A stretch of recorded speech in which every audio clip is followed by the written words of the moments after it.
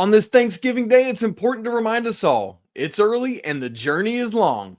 Be patient.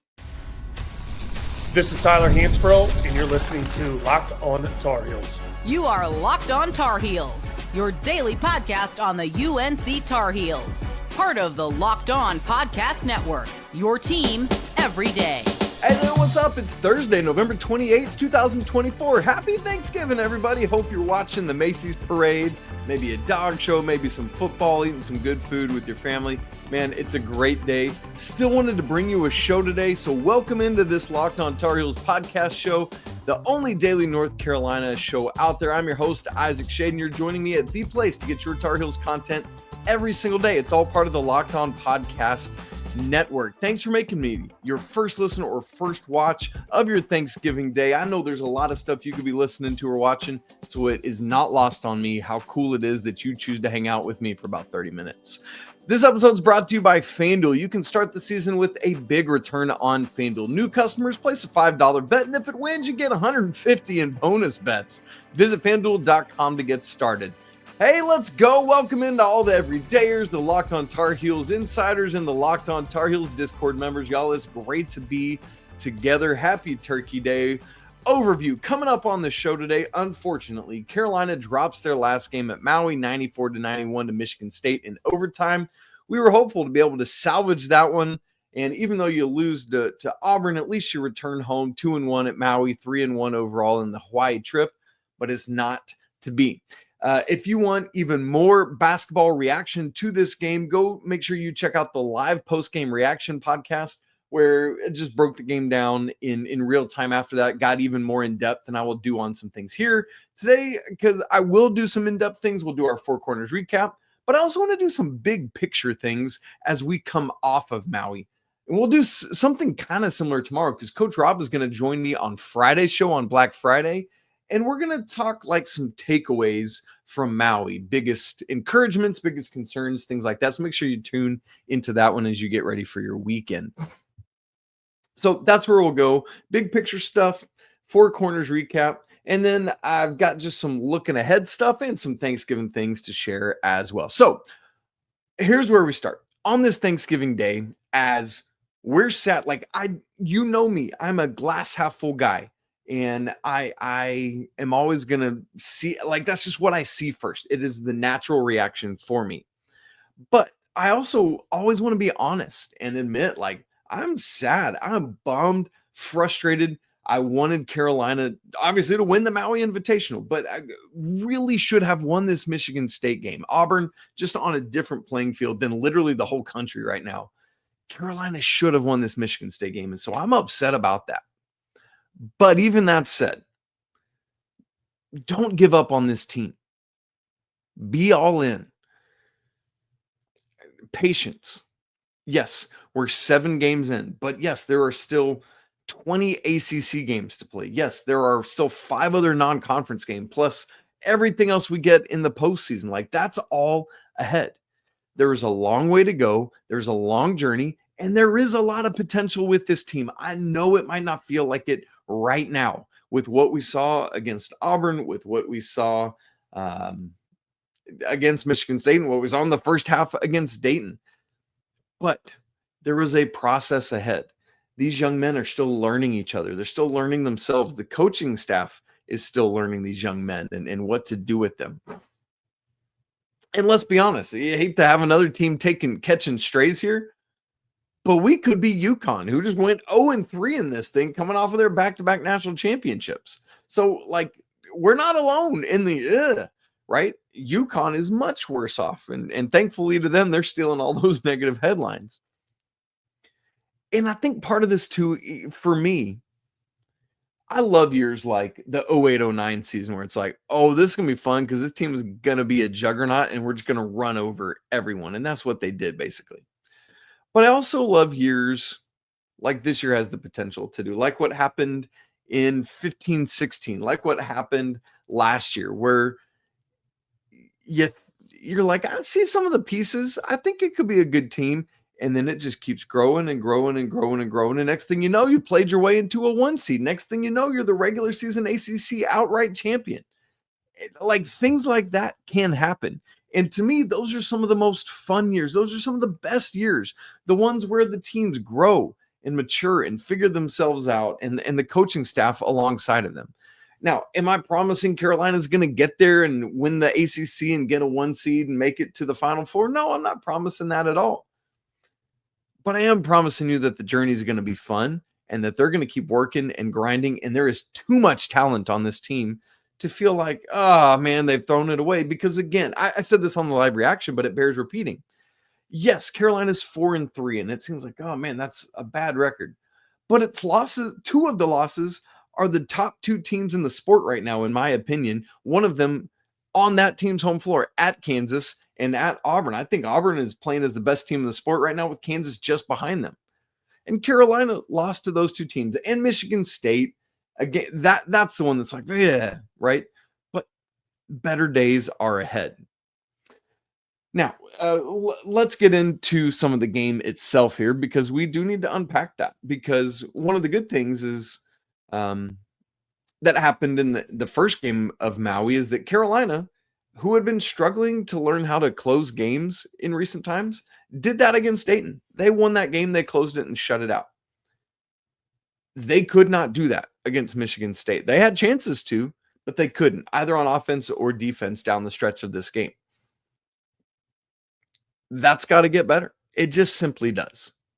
And again, that's part of the journey, right? Like when I critique that, it's not about just me being pissed and throwing it away and all that. It's saying, no, it's not where it needs to be, and it's not where it will be, but the season's got to progress, and you got to figure out how to win games like this Michigan State game.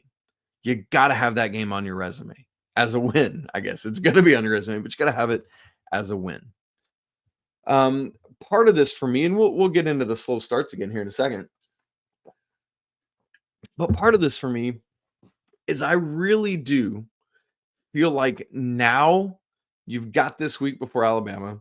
Now you start looking and you see like how things are coming along. And you're like, all right, Drake Powell is coming along at a crazy rate now. I think it's time to insert Drake Powell into the starting lineup. Is it going to work? Is it going to be a season-long change? I don't know. But I think with where you're at right now and with what he's showing, it's worth that lineup change to give you a spark. Similarly, with Jae'lyn Washington, who played just 3 minutes in the second half against Michigan State, I think you give it a go with either starting Van Allen Lubin or, as the lineup coach has been playing a good bit, 3G of Elliot, RJ, and Seth, RJ Davis, Elliot, Cadeau, Seth, Trimble, Drake Powell at the 4, and then either Van Allen Lubin or Jalen Withers at the 5. Just do it. What's the worst that could happen? You lose again? Sure, I mean, that's not great, but I'd rather try that than sit around waiting on something else to happen.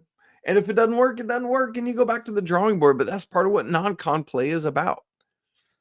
And so this seems like the right time to do it, where you've got a week off. But maybe, you wait till after that because you got the LaSalle game coming up. Maybe that's the time to try it against a game that you will win. And I'm not saying you won't win against Alabama, but I'm just saying you're almost guaranteed to win against LaSalle. So I would like to see that. I think it's worth doing that. And it's not to the neglect of the Jaelens. I think it's just you got to have a spark. You got to do something to change what's happening right now. But in that same breath, hear me say this. This North Carolina team will not reach their ceiling, will not reach their full potential unless they get some things figured out for Jae'lyn Washington. We are not seeing North Carolina run much for him offensively. He still has not hit a three-point shot this season. He is wildly important to this team. The problem is, in the same breath that I say that, it just doesn't look fully ready or comfortable or whatever with the role that he is in. And so that, I don't know if it's like him feeling like, okay, we didn't get anybody on the portal. It's on me to be the dude at the 5. I got to take this on. Maybe he's feeling the strain of that and he's just not playing as well. I don't know what it is, but something has got to change with Jae'lyn Washington. Another thing here, and 2 more really quick. before we get to Four Corners recap. The defense. Something's got to change there as well. That's going to be another part of the journey of this team. It has the personnel, the individual personnel to do it, but it's got to come together and be cohesive as what happened last year. I said this on our post-game reaction show, but if I remember correctly, the game when really things started going defensively was that Oklahoma game, which we're not to. That was the Jumpman Invitational game last year. That's still several games away. And so North Carolina's got to get those principles figured out because the offense is functioning highly efficiently. The defense is not yet. And the offense can't just keep bailing out the team game in and game out. The defense has to find ways to match that. So that is something to keep our eyes on, is how does the defense continue to grow and evolve? Again, I'd like to see some different types of defenses switched in. And so, that's part of it. And last thing I'll say before we carry on, actually, you know what? I want to save that. I'm going to talk about that toward the end of the show. And so I'm just going to self-edit in real time here because I do want to get onto the Four Corners recap, which we're going to start with those freshmen. And man, Drake Powell, Ian Jackson, they are heating up. Watch out, America. Things could get crazy. And we'll get to that Four Corners recap right after I tell you about FanDuel. Get ready to tackle the NFL action with FanDuel, America's #1 sports book, because right now new customers can bet $5, and if that bet wins, you get $150 back in bonus bets. The FanDuel Sportsbook app gives you everything you need to place live bets on the NFL all in one place. So maybe you get a hunch in the middle of the game. Maybe you're watching today on Thanksgiving as you're eating some pecan pie or something. It's like, I need to go place a bet. Well, you can check out the latest stats. You can view live play-by-play. You can look at so much more right there on that same page where you place your bets. How about the odds for those 3 Thanksgiving Day games today?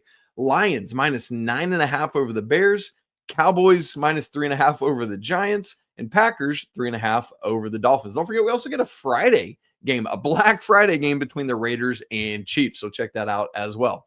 Visit FanDuel.com to get it going today. Never waste a hunch. Make every moment more with FanDuel, an official sportsbook partner of the NFL.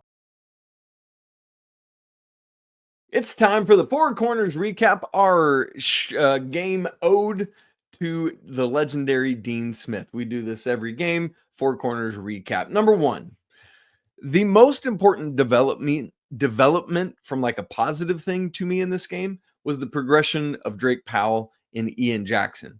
A lot of that obviously is their production, but maybe the most important thing is Drake Powell faced his first like injury adversity and was able to get back in the game. He, at one point in the second half, you might not have even realized it because it was kind of like on the back end of the play on the baseline. He was guarding the post.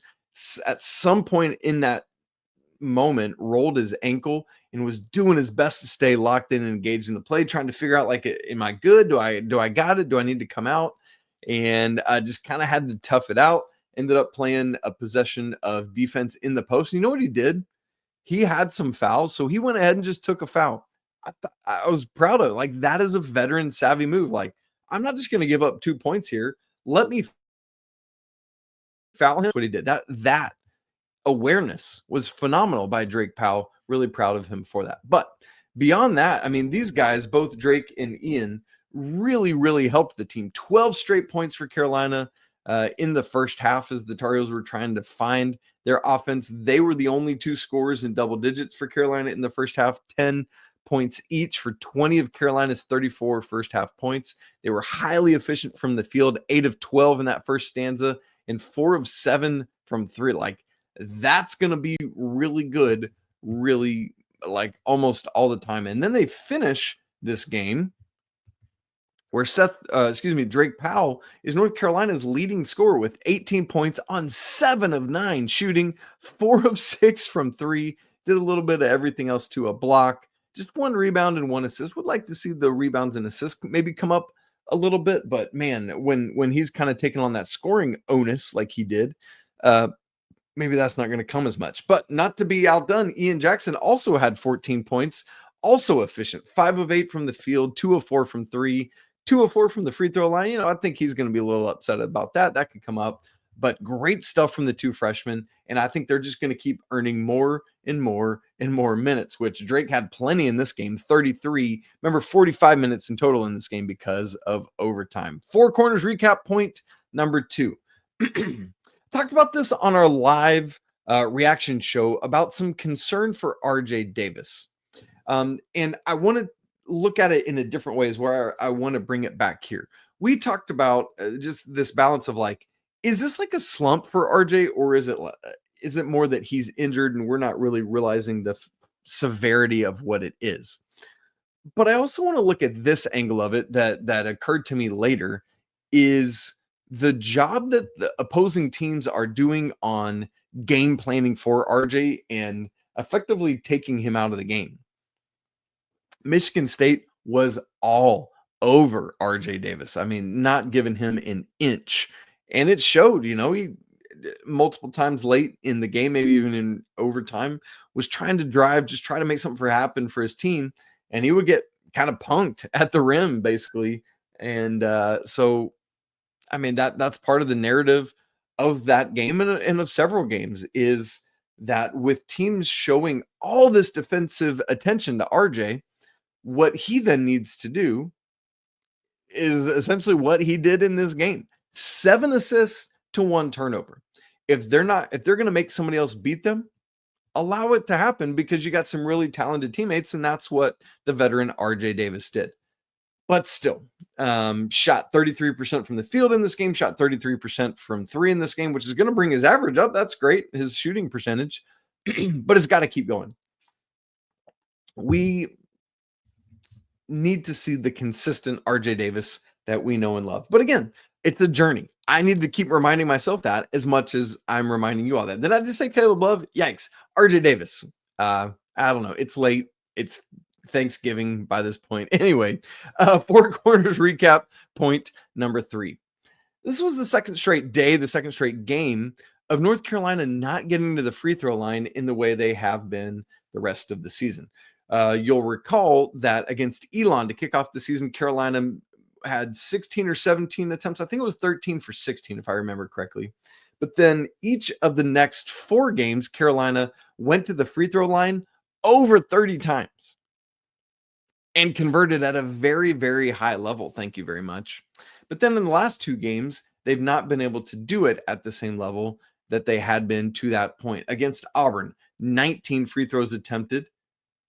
And beyond that, only hit 12 of them for 63.2% for a team that, I mean, that's like almost 20 percentage points down from where Carolina had been as a team. And then against Michigan State, got to the line a couple more times, but not much, 16 out of 21. And that's 76%. You'll take that 76% most nights. Like, that's going to happen sometimes. But when you pair that with what happened the night before with just the 63.2%, that's not what Carolina is looking for. There's got to be more that they can get to at the free throw line. So we'll keep tabs on this. Like, it might just, part of it might just be, your body wearing down on the back end of this trip. There's a whole bunch that could go into it, but Carolina is going to have to get a ton of points at the free throw line to have successful games and successful opportunities this season. So that's what they got to keep working for, is getting back to the free throw line and making the most of it while they're there. Fourth and finally in our Four Corners recap, the first half woes just simply have to be corrected. That's a massive part of this journey that we're talking about today. Now, I talked about this on the post-game reaction show about, this is now the 4th time in the first 7 games that Carolina has gotten down double digits against their opponent. It's, and it's not just like 10, it's like 20 and 18 and 15 and 14 against Michigan State. And obviously there's the yay side of it where Carolina has been resilient. They fought back and had some second half magic at times. But that's literally every high major opponent they've played, and Dayton. They're in the A-10, but they're good enough to be a high major. That's happened. Against the 3 non-high majors, so Elon, Hawaii, and American, are the only times Carolina has not got down double digits in the first half. That's not good enough. But what I want to talk about specifically here with the first half struggles is the foul trouble that led to this. RJ Davis had 2 first half fouls. Elliot Cadeau had 2 first half fouls. For Elliot, I think that's now 3 times in the last 4 games that's happened. I know he's going to be frustrated about that. I know he's going to want to change that, just like he is going to be frustrated about that layup that he missed. But, you look at it, it's like you're going to miss shots sometimes. And I think the more valuable thing would be to not pick up those fouls, because then you can stay on the floor and impact your game by more than 2 points. So I think that's part of it. And so with those guys sitting on the bench with foul trouble late in the first half, here was one of the lineups Carolina had on the floor. This is kind of a weird lineup to think about. Seth Trimble, Ian Jackson, Drake Powell, Jalen Withers, Ty Claude. That was your 5 on the floor. And a lot of that is because you've got both RJ Davis and Elliot Cadeau on the bench. And that's tough. That's really, really, really tough. And Derek Tyson asked this question on our live post-game reaction. I didn't get to it, but I was threading back through and saw it. And I thought it was a really intriguing question, one that I hadn't really thought of the angle of. He says, Isaac, do you think it's more of a player thing or a coaching issue, the slow starts? This is a great question from Derek. I don't say this as a cop-out, but I do legitimately think there's some of both to it. I think at some level, something is happening in the coaching preparation that is not having Carolina ready to go. I don't know what that is. I don't know that the coaching staff knows what that is, or they would have identified it and changed it. But part of this blame falls on them. Part of it falls on the players, though. A bigger part of it falls on the players, because they got to be ready to go. They've got to be ready to step out and diagnose what's going on and update it. And I know sometimes there's a unique recall, and maybe you got to wait till you get to the halftime locker room to figure things out. But not 4 times in your first 7 games. That is on you to have the capability to get going in the first half of a game. To this point, we've not seen it, and it's got to change. So, Derek, legitimately, I think there is blame for both, but I think more blame falls on the players than the coaches, is my opinion on it. So there's that. Well, by this happening, by Carolina losing not only to Auburn, but also to Michigan State, finishing Maui 1-2 instead of 2-1, it's wild how different that would have felt. Carolina is now in the position of this Alabama game being crazy important. Why so? I'll break that down for you in just a second.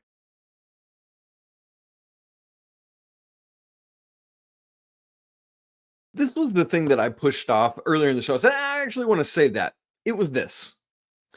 Carolina has now played 7 of their 12 non-conference games. So as I said earlier, as we were talking about the journey, there are 5 non-con games left. There are obviously the 20 ACC games left in the regular season as well. What losing to Kansas and Auburn and Michigan State, while they are understandable losses, what it does now is puts a lot more pressure on the games ahead. Because of the 5, you've got LaSalle and Campbell. Those are bye games that you should win. We're not even talking about those. Florida and UCLA are good teams that are going to present big trouble for Carolina. They've got to work hard to beat both of those teams. But, and those probably are both quad 1 games. Got to be top 50 on a neutral site for quad 1. I think both Florida and UCLA are top 50 good. So that's encouraging. But Bama is like not just going to be a quad 1, but quad 1A type of game. And even if you had beaten Michigan State tonight, on Wednesday night, good grief, I can't get my days straight. It's holidays, Thanksgiving week, right? Even if Carolina had beaten Michigan State, you just almost feel so differently. You still want to desperately win this Alabama game, but it changes the pressure that it puts on that Alabama game. And so now you've got 5 non-con games left, but only 1 elite game that reaches the level of like Kansas, Auburn, and Michigan State, or really Kansas and Auburn.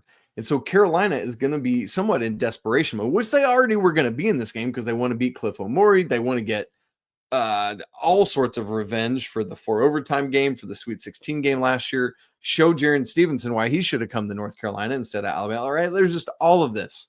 Carolina has a lot of pressure on this game, and they've got to find a way to win it. Thankfully, with Dayton beating UConn, that's going to continue to make Carolina's win against Dayton look all the more better. And so that is great news for the Tar Heels there. Wish Dayton had also beaten Iowa State, but it is what it is, and that's helpful. So as long as Dayton can stay top 50, that win's going to be quad one, and you'll take it. But again, lots of now pressure on this Alabama game. Speaking of pressure, Carolina is just putting themselves in that situation. But I think one of the things that it's going to be important for the coaches to do is do what they can to remove some of that pressure and to just say, fellas, just go ball. Just go ball. Go do what you need or what you know how to do and do it well. And we're going to be here to support you. So if the coaching staff can figure out a way to do that, like, hey, RJ, I know it's your last year, but I think maybe you're pressing a little bit. Let's take some of that pressure off of you because you got a whole host of talented athletes around you to help win basketball games. Release that pressure. Okay, so there's all of that. The last thing I want to do today is, again, recognize the fact that it is Thanksgiving Thursday. And I just want to share some thoughts of thankfulness. I usually prepare a good bit, but I just wanted these to kind of be off the cuff and be a little bit heartfelt. But I mentioned this in the intro stuff, but I have just been really struck with thankfulness, like in the past year. One thing I told my wife, Maggie, recently is like, I've been overwhelmed by the beauty of God's nature. Like we were in Mexico this past week and the water was all these various colors of blue and it blew my mind. It was gorgeous. We had a connection flight early one morning at 5:45 a.m.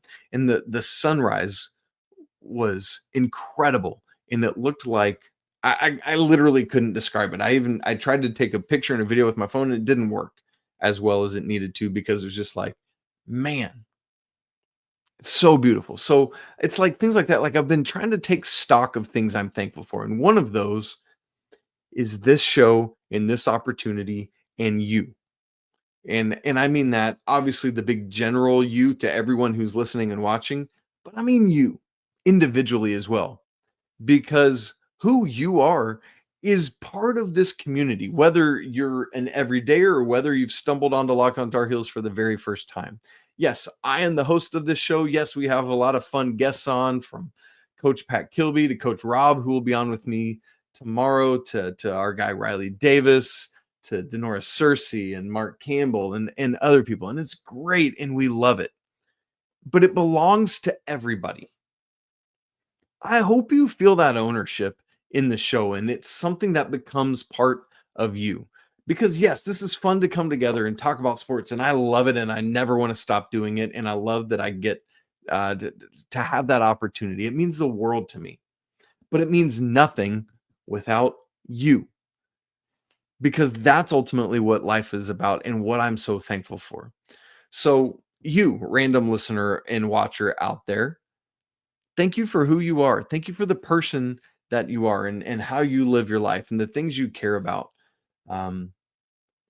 Let me encourage you today to go share some kind words with somebody that maybe you've been thinking about. And it's like, man, I've been meaning to talk to them or meaning to text them. Maybe it's a member of your family that you're celebrating Thanksgiving with that it's just like, things have been a little bit awkward. Clear it up, man. Have a conversation and just say, hey, I know things have been awkward. Hand up, man. Let me take ownership for my part in that. And I don't care if you think they're the main problem in that. When you can take some ownership, man, it melts away those issues. So take time today to be thankful. I'm thankful for you all, as I said. I'm thankful for my family, man. I am very blessed in that I have a wonderful wife who I cherish deeply, and my kids. And it's just like, man, it's so great. Like my parents are staying with us right now for Thanksgiving. I'm just so fortunate to have these like blood relatives in my life who I love. But I've also got a lot of chosen family, people who are in our lives that are not blood to me, but just who we love to do life with. I'm so grateful for them. And for some of you, you may have some of that immediate family. Some of you, you may not. Some of you, your family life sucks. Some of you dread Thanksgiving because it means going home to a place you don't love to be. And I hope that if that's you, that you are somebody that can find some of those chosen friends to be family, that the people you can be thankful for and do life with and have community with, man, because it's so incredibly important. And the last thing I want to say I'm thankful for on this day is just my thankfulness for Jesus. If you are somebody that comes to this show often, you know that my faith is very critically important to me. I'm a professor at a Bible college. In addition to doing this, I teach worship and New Testament classes. I was a worship minister at a church for a long time. So like that is a very real, intangible part of my life. I often say, but it's not something I'm going to push on you because you got to make your own choices in life. But I just want to say that for me, I am so incredibly thankful for the Savior of the world, Jesus Christ, man. That just, it means everything. And so on this day of Thanksgiving, I just wanted to share some of those things and maybe inspire you to find things in your life that you're thankful for and to be able to share those with others, or maybe even with me, whether it's reaching out or in the Locked On Tar Heels Discord or Twitter or Blue Sky or wherever it is, man. Would love to connect with you and hear the things you're thankful for on this Thanksgiving. All right, guys, man, my heart's like full now in a good way. And see, it's like, man, I love basketball and it's so great, but ultimately this life is about each other. And I hope that helps contextualize where sports truly fall on the importance meter. But man, it's so important, right? We love it. It's great. And that's why we're all here at the end of the day. You guys, I will be back with you tomorrow. I know it's Thanksgiving weekend and Black Friday and all that, but man, we got to keep rolling because there's so much good stuff happening. So Coach Rob's going to join me tomorrow, and we'll unpack more of the basketball games, about Maui and where things are at in totality. If you haven't subscribed to the show on YouTube and on audio, make sure you do that so you don't miss a second. We're trying to get to 10,000 YouTube subscribers in the first 3 years of the show. We're so close, but now we're just like a couple months away from that. So we need your help. If you're an everydayer and you're not yet subscribed on YouTube, would you go do that for me? It would mean the world and really help us keep moving forward. If you're not part of the Locked On Tar Heels Discord family, man, that's another great place to come and be and have some of that chosen family because there's just great relationships and conversation that happen there. If you want to go even deeper with the show, Locked On Tar Heels Insiders, where you can chat with me directly one-on-one and get a bunch of other perks as well. It's a great way to help support the show. You guys, happy Thanksgiving. It's always a great day to be a Tar Heel. We'll talk again tomorrow, but until then, peace.